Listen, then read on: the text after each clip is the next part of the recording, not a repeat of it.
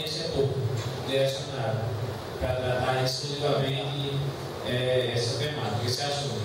Eu acho que até para nós fazermos contato, doutores, com deputados, com as outras instituições, eu acho que daria mais seriedade, mostraria assim, mais urgência. Essa é a minha sugestão.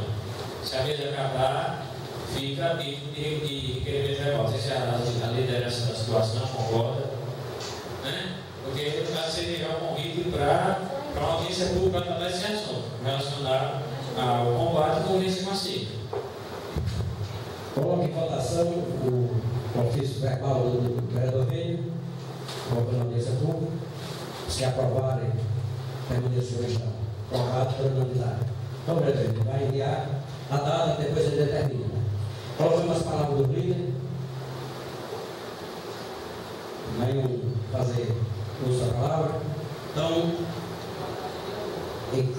encerramos a sessão.